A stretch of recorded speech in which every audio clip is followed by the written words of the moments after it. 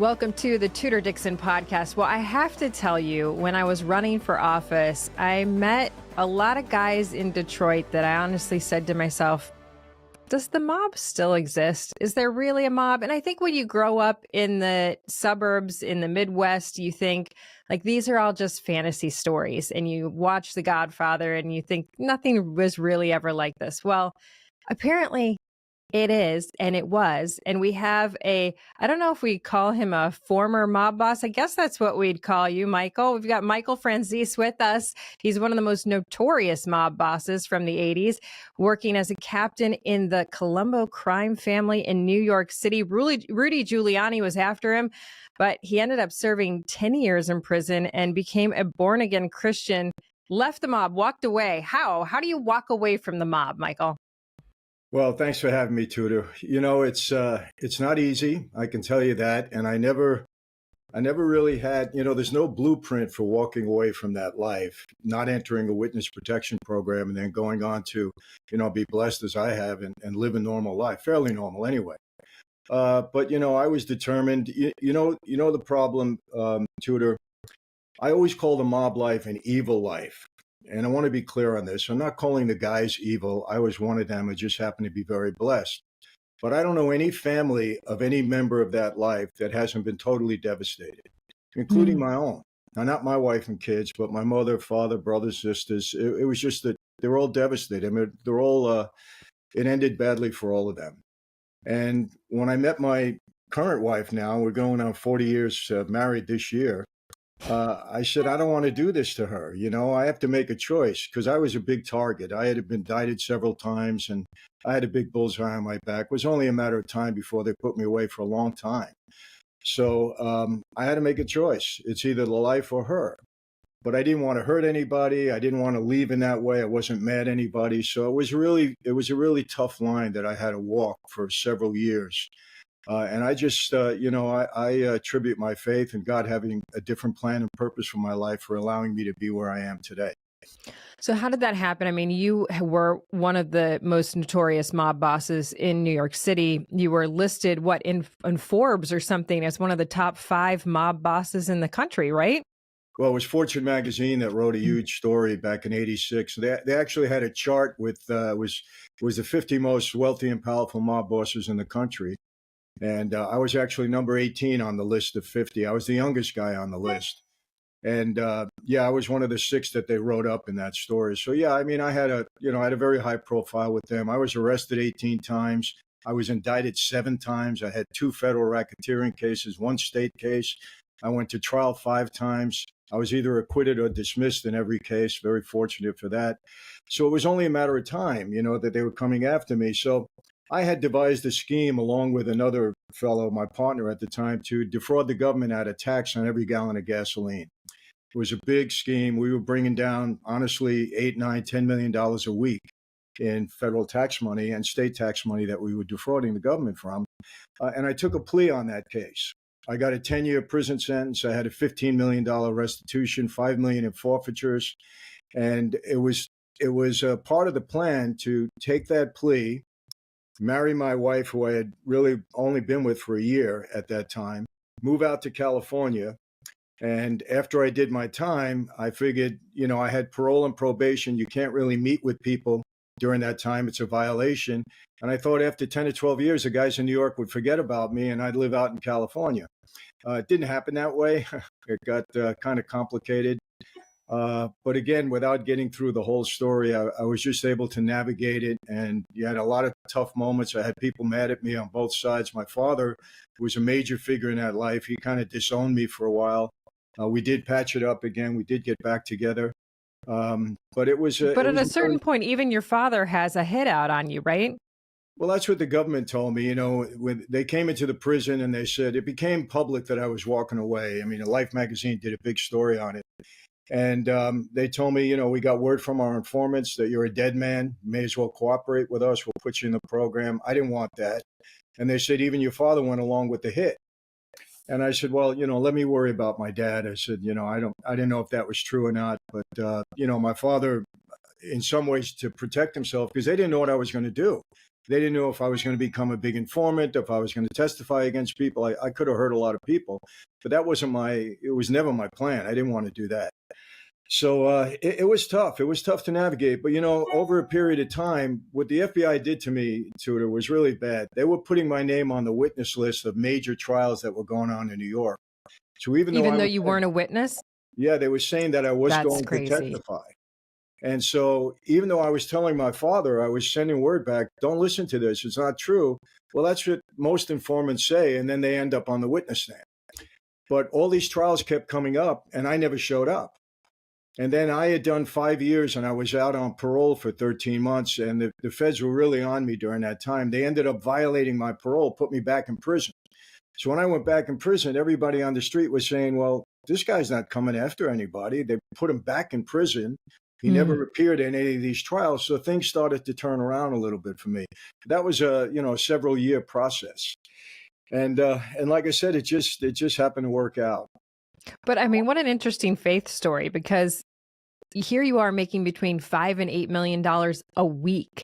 You meet a woman, you fall in love, and she introduces you to Jesus. That's a pretty big deal. Yeah, it was. I mean, her and her mother were very strong Christians, and she was only 20 years old when I met her. And I wasn't really buying into it. I grew up Catholic, but I didn't have a relationship with the Lord during that time. I just went to Catholic school and like that. But, I saw the way she carried herself and her mom, and they were very serious about their faith. So I respected it, but I wasn't buying into it. I still had that mentality. But over a period of time, it really happened to me when I got violated and they put me back in prison. They put me in solitary that first night. And Tudor, I can honestly say that was the worst night of my life because the government was very upset with me for not cooperating. They told me I was going to spend the rest of my life in prison. They were bringing new charges against me.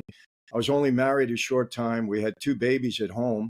I said, hey, I'm going to lose my wife. I'm going to lose my freedom. I'm going to spend the rest of my life in solitary. They can't put me on the yard. People are still upset with me.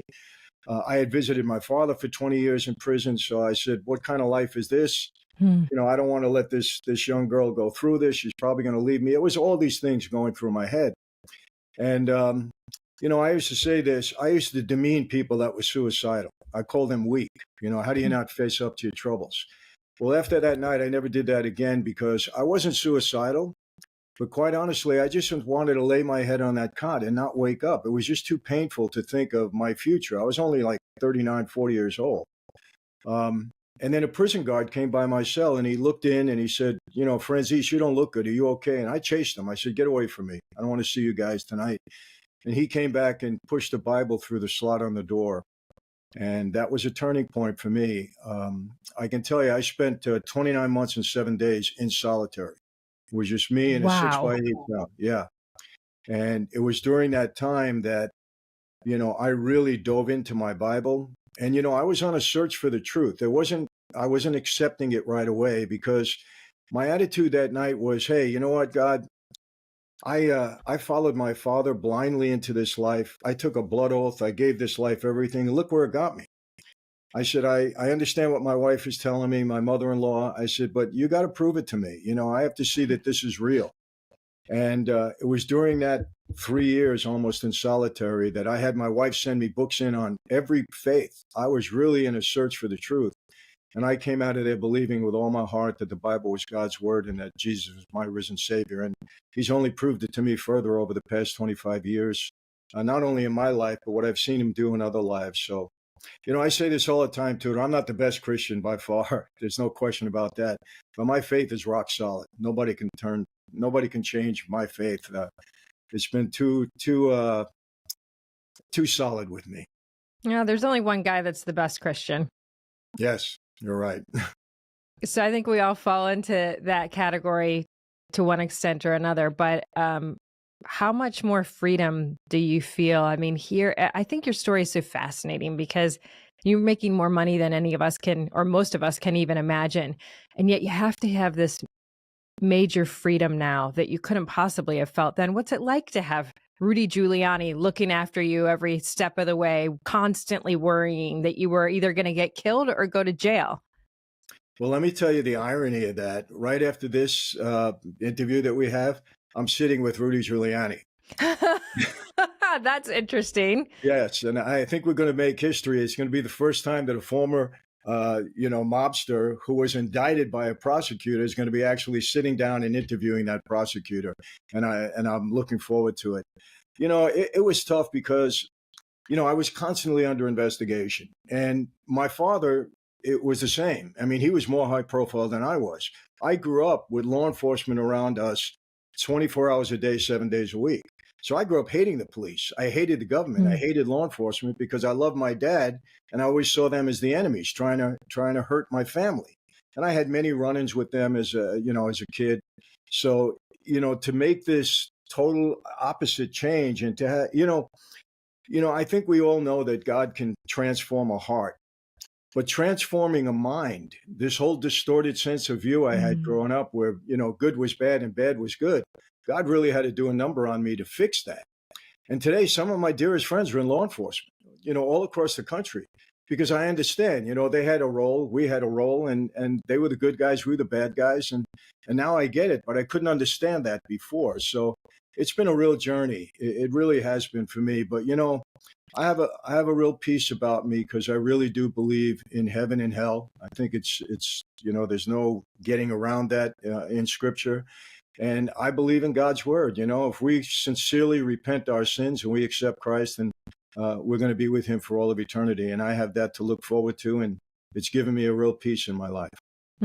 Yeah. The Father in heaven, it's a beautiful story, but it's not a story. It's a beautiful eternity, and you will go there. And that's the beauty of him leaving the 99 and going after the one, because you were the one. Yes. And he went after you. How old were you when your dad went to jail? I was just turning 19. Well, wow. When he went to jail permanently, prior to that, he was in and out because he was indicted several times. He was indicted on a big murder case, and they held him for quite some time during that time. So I knew my dad is going in and out of prison. But then at 19, he received a 50-year prison sentence, and that's when he started his sentence. And my dad did 40 years on that 50. He was paroled 5 times and violated his parole 5 times and kept going back. And I don't know if you know this, Tudor, but my father was released from prison in 2017 after doing his entire sentence with all the statutory good time. And he was 100 years old. He was the oldest inmate in the federal system at the time. So what was it like to see he was released at 100, correct? Yes. What was that like for him? At that point, I assume you're completely out. Yeah, I was totally out of it at that point. And it was, I tried to minister to my dad. One of the guilts I carry around with me is that I don't think I was effective enough. It was very hard for me for some reason. And even though I had sent a chaplain in to see him, and she spent 3 hours with him, and she told me he accepted Christ during that time. Now, I didn't see much evidence of that afterwards, but, we judge people from the outside, or we see their outside behavior. I can't judge his heart. But I'm hopeful that my dad did accept Christ. But we had some very difficult conversations during that time because he didn't like the fact that I left the life, but he understood it. And I said, Dad, look at our family. My mom, she died in 2012. She was 33 years without her husband. At the end of her relationship, I can only describe it with my dad as being very ugly, because she blamed him for everything that went wrong in her life, and rightfully so. And what went wrong? Well, my sister, 27 years old, died of an overdose of drugs. My brother, 25 years a drug addict. I can't even begin to tell you what, the family went through, what I personally went through just trying to keep him alive on the street, because he was kind of a street kid. My younger sister, 41, she died. She was never mentally stable. So the whole family was destroyed. So my mother was very bitter on that. And I said, Dad, look what happened to our family. I said, I couldn't marry this young girl and bring her into the same situation. I said, I hope you understand that. And he did. But his commitment to that life would never allow him to fully say, okay, you did the right thing. But I understood it. I knew my father. Which is probably also why it's very hard to come to him and show him Christ, because showing someone Christ is being vulnerable. It's hard to be vulnerable with someone who is like your dad. Yes, it really was. And unfortunately for my dad, he wanted his legacy to be that he died with his boots on. He would never go against the life. He was a stand-up guy all the way. That was his mentality. I didn't want to take that from him because I knew how important it was for him, and that's how he passed. He would never talk to the FBI. He did 50 years, and Tudor, he did 50 years for a crime he didn't commit. My dad was framed. I'll take that to my grave. I was guilty of my crime. My dad did a lot of bad things in his life. Don't get me wrong, but that particular crime that he did all the time for, he was framed. He was innocent of.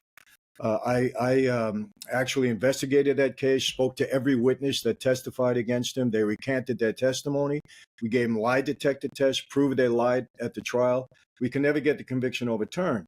So I believe with all my heart that my dad was framed, and he wouldn't talk to the FBI. He said, no, if this is my life, this is my life. And he did 40 years as a result of that. So, I mean, there's a certain amount of respect I have for him maintaining that principle, but it was really misled principle. And hopefully, like I said, he within his heart, he did accept Christ. I'm hopeful. But I thought at the beginning, he really didn't want you to go into this life. Weren't you pre-med? Yeah, he didn't want this life for me. He wanted me to be a doctor. He was pushing me in that direction. I was an athlete in school. He didn't want this life for me. He said, son, stay off the street, get an education. That's what it's all about. The only time, I made the decision, basically because when my dad went to prison, Joe Colombo, who was our boss, he kind of took me under his wing. I was very close to him. He was kind of my mentor. He had the Italian American Civil Rights League back then that I was very much a part of. I thought it was a way to help my dad. And I got influenced by a lot of the guys on the street that I was meeting at that time. And they were telling me, Mike, if you go to school and you don't help your father, he's going to die in prison. So I kind of had a little bit of guilt about it. And I went to see my dad in Leavenworth Penitentiary. And I said, Dad, I'm not going to school. If I don't help you out, you're going to die in here. Because I looked at him, my dad was indicted and convicted of masterminding a nationwide series of bank robberies. And, it didn't sit right with me because my dad didn't have that principle. And all the witnesses that testified against him were drug addicts. And my dad hated drugs. He hated anything to do with drugs. He would actually make up stories about drugs to scare me from never taking drugs. So I said, it didn't sit right that my dad would, associate with these kind of people. And when I said to him, Dad, bank robbery, he looked at me and said, son, I'm innocent. I was framed on this case. He said, and we got to prove my innocence. So I believed him. Until this moment, I believe him. And that's what influenced me. And so we were in the penitentiary in Leavenworth, and I said, I'm not going to school. He argued with me a little bit, but I was a headstrong kid. And he said, okay, but if you're going to be on the street, I want you on the street the right way. And that's when he proposed me for membership into the life. So you were not exactly what we see in the movies as a traditional New York City mobster. You were really the mastermind behind a lot of this. You were the smart guy that was planning, and it wasn't so much violence that you were using, but intelligence, scheming, and negotiation, I would say. I mean, that's what I've read about. Well, let's put it this way. You're in the life. I'm not going to absolve myself. You're in a situation where you have to do certain things if you're going to be in that life. So I want to make that clear. However, I was fortunate. I knew how to use that life to benefit me in business, and I had a head for business. So I kind of brought some new things into the family, like this whole, gas scheme was very complicated. We put it together. So yeah, I mean, I was more looked at as a racketeer. One of the guys that were bringing money into the family. In the Colombo family, we had about 215 made guys that actually took the oath. We had a lot of associates, but these were guys that actually took the oath. Out of the 115. Out of the 115, maybe 20 of us were real earners.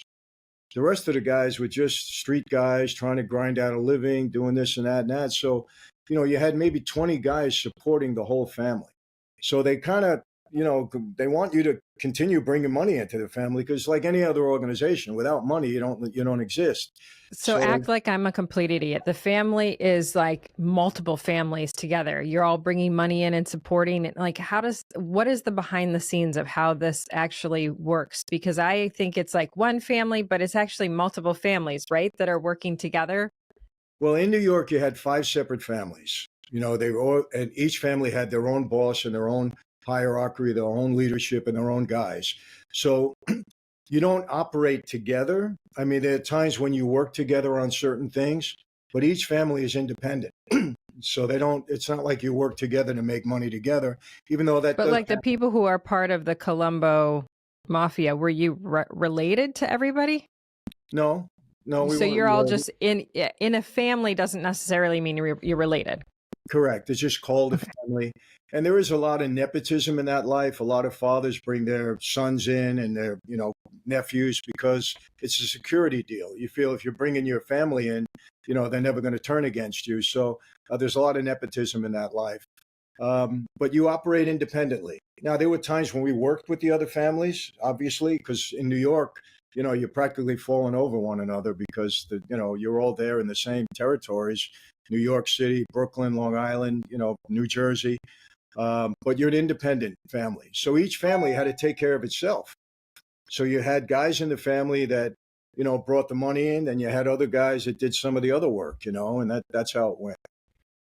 So there were legitimate businesses, and then there were not so legitimate businesses. Yeah. I mean, I had 2 automobile dealerships that I owned.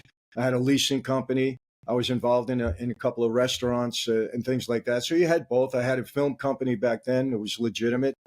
And then you had your illegal things. Me, it was the whole gas tax scam. I was lending money to people on the street, charging them interest rates. I had some bookmakers that were collecting, that were in the bookmaking business with gambling, and they worked under me. So you have both. So, I mean, how do you said the worst night in your life was the night in prison in solitary, but I Yeah. feel like you would be constantly looking over your shoulder. Isn't this life so hard? It is. I can give you an example. I once, a couple of years ago, I went to the doctor because I had something where your beard starts to, you lose little spots of it. I forget what it's called. It's a condition. It's temporary. But when I went to the doctor, he said to me, normally this is caused by stress. Do you have stress? And I said, Doc, I don't know. I said, I lived a certain way my whole life. I said, I've always had, without getting into detail, I said, I don't know what stress really is. And so when you're conditioned for it, like when you know that everybody you speak to could be a government informant, every place you go, every telephone you pick up could be, bugged. Every room you're sitting in might have a bug in the room. You just adapt and you live that way. So you're always thinking about it. Now, of course, I don't feel the same way now. My wife sometimes tells me, you talk to people sometimes you don't know who they are, and she said, I know. How so do you talk about this now? How is this okay? Aren't you still worried? no, listen, the bottom line, Tudor, I did speak to the government, because I tried to make friends with them, but I never put anybody in prison. I never went to that extent. I actually, was playing a little game with the government where making them think I was going to cooperate, but then I wouldn't. And that's why they threw me back in prison. They knew that I was basically pulling a scam on the government too, just trying to make my life smooth out, because I didn't know exactly how to do this. So I never put anybody in prison. And Tudor, listen to this. This is the truth. On that Fortune magazine article, right? There was 50 of us in the article. It was written in 1986. 48 of them are dead. Number 49 is still in prison. I'm the only one alive and free. The night that I took an oath, I took the oath Halloween night, 1975. There were 6 of us that night. I'm the only one alive today. They're all gone. I just outlasted everybody. And all these new guys, they don't have it in for me. I mean, I never did anything to them. I never bothered them. Now, I can't go back to Brooklyn and say, hey, guys, I'm moving back into the neighborhood. I mean, that wouldn't be smart. It would be like I'm thumbing my nose in their face. But, I always say God doesn't tell you to be stupid. You have to use your head, So I don't put myself in positions like that. So there is still a faction of the mafia that exists. Oh, absolutely. Yeah. it's not going to go away in my lifetime. It's not nearly what it was during my lifetime, during my era in that life, but it's not going away. There's no question. So would you say that that's mostly in New York, or is this something that we just don't know? I mean, I ask because I've met with people while I was campaigning and I was like, man, this really feels like a movie, you know? um, is it, are there other areas where we might not know that this Yeah, exists? I mean, look, you still have a presence in Chicago, certainly in New York for sure.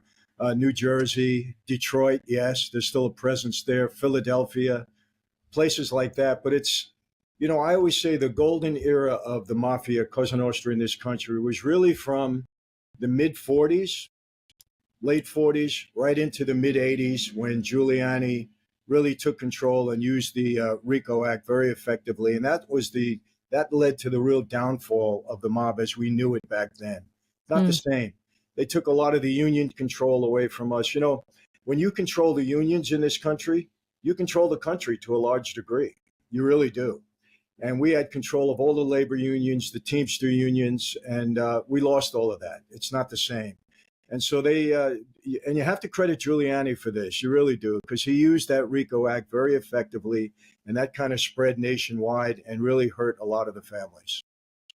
I mean, honestly, from a political standpoint, that's kind of how we feel about the Democrats. If you control the unions, but they take, there's a lot of money that goes through there and it gets funneled into these campaigns. And it's kind of shocking when you see the unions have a massive amount of power and I'm not saying that the guys in the unions are using that to their advantage, but I think there are deals made with some of these politicians behind the scenes. And it's been kind of shocking to see. I mean, the private unions and the public unions, like we pay our taxpayer money and that goes right into getting somebody into power. That's right. Tudor, I wrote a book called Mafia Democracy. And the way I watched the government operate over the past several years, especially I'm saying in this past administration, I mean, they operate like the mob. I mean, I have to say that. And, the book is very credible. I didn't put any fluff or anything there. As a matter of fact, Rudy Giuliani wrote the foreword to it. So he kind of endorsed it. But it's really sad, the corruption that I've seen over the past 4 years. And I'm just so glad that part of it is over. And we have a new president that I think is really determined to straighten this country out. And I'm excited about that. And I'm certainly supportive of it. I mean, obviously, I'm excited about that too. I feel like this has been the best last 10 days of the country in years. I saw people running through the streets of Washington, D.C. carrying Trump flags. And I was like, the country's changed. This couldn't have happened 4 years ago. If somebody went through the streets of Washington, D.C. carrying a flag that said Trump, they'd take them down. The police would take them down. So I do think that the police were weaponized against the people. Biden, before I let you go, I want to get your opinion on this because obviously you're someone who spent time in prison. Your dad and spent the last years of his life in prison. Mm-hmm. Biden had some unusual pardons of some pretty bad guys. What's your opinion of that, being a guy who spent some of his life in prison yourself? Well, Tudor, I'm going to tell you this, and I have no political bias. I just want the best people in the best positions to do the best for the country. But I will tell you this, from the information that I've seen that was uncovered by the GOP investigation, between the laptop, between the emails, between the whistleblowers, the text messages, and all the information on the laptop, there's no doubt in my mind, and I'm an expert on this because I've had 3 racketeering indictments. There's no doubt in my mind that Joe Biden could have been indicted along with his family for racketeering. Whether he got convicted, that's another story, but that's a racketeering indictment without a doubt.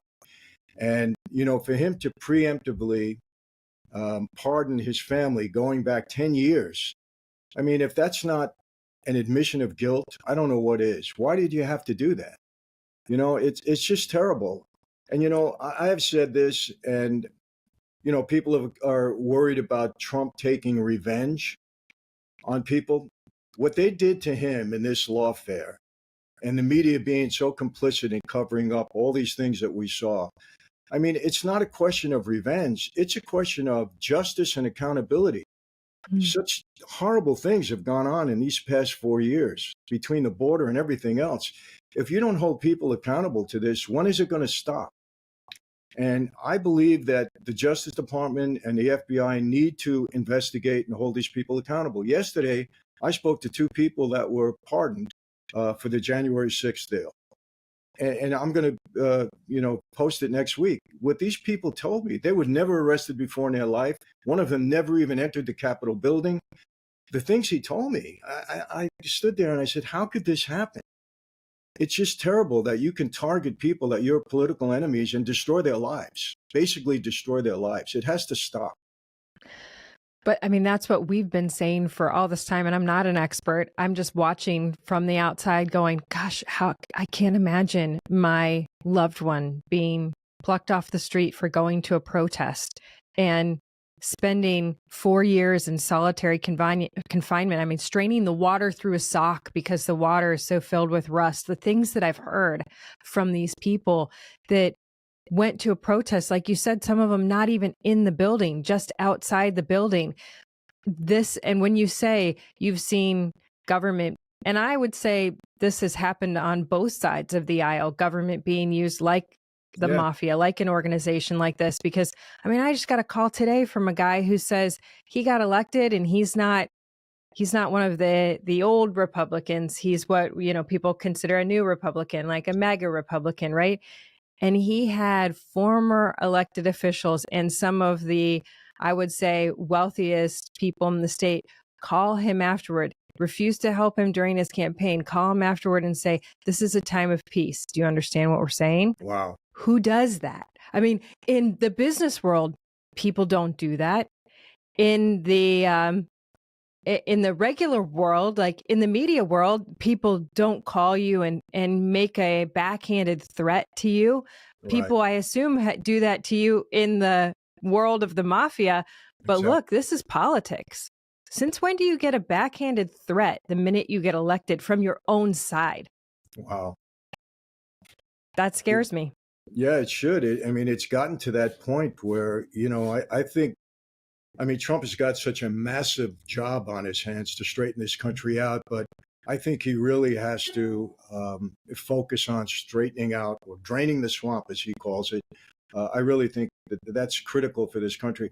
I feel, and listen, I'm a street guy. I've seen everything you can imagine. So I look at things a little bit differently. I always have, I'm always, a little cautious when I'm looking at people.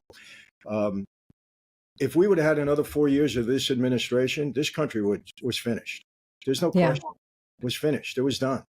There was so much dishonesty, and again, from a former mob guy, I'm looking at people and saying dishonest. I knew what dishonesty was all about, but it's glaring. It's right in front of you. And you know what? I cannot believe how people could be so. We on the street tried to hide things. We didn't try to, be so out in the open about what we did. But they lie on camera. There's video. I just can't understand it. I don't know how a man can conduct himself like that and just be so outrageous in their lies and the deception and think that it's okay. They feel like they're just above everything. Because when you're the government, who's coming for you? That's how they feel. We are the government. You can't take us down. I mean, it's really twisted. And I've so enjoyed talking to you. You have a YouTube show. This is where you're talking to Rudy? Yes. Okay, so tell us how to find it. Well, it's on YouTube. It's just at Michael Franzese. I have a big platform there. And I'm all over social media, and I'm very easy to find. But YouTube is the main platform. And so we're... I started the platform really by talking about mob stories and, all my experiences. But after a while, you run out of stories. I'm not going to make them up. So I've never been so invested in politics as I have been in the past, 10 or 12 years. When you have, I have 7 children, I have 7 grandchildren, and you worry about their future. Yes. So, this is what got me so invested, because before that, I didn't really care about it too much. But I'm worried about my kids and my grandkids. So I got really invested in it. So now my platform, I've had a lot of great interviews with people. And, my whole thing is just making people aware of really what's going on from my perspective. Now, I do tell some, like if you notice this canvas behind me, there's the 50 mob bosses.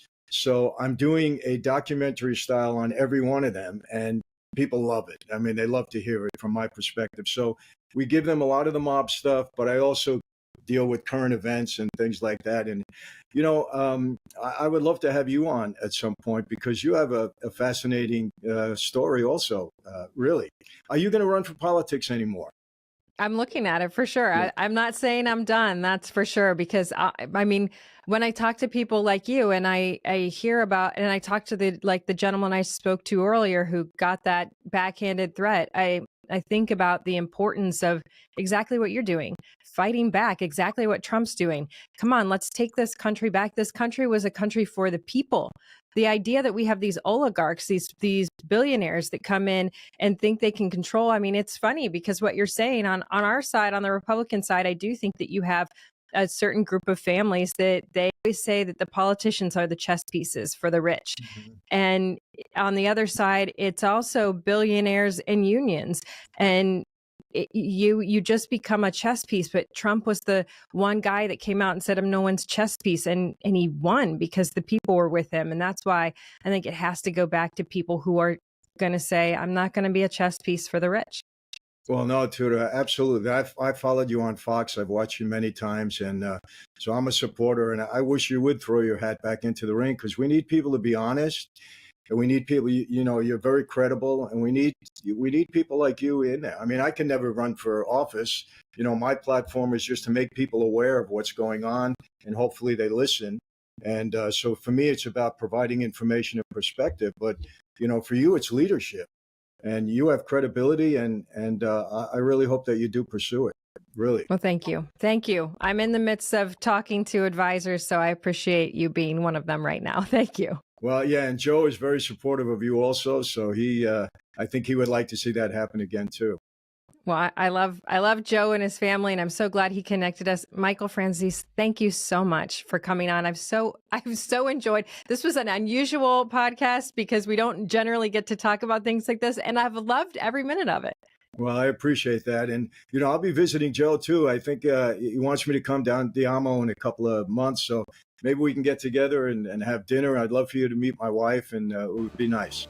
That would be fantastic. Let's plan on that. I will be in touch. We'll definitely do that.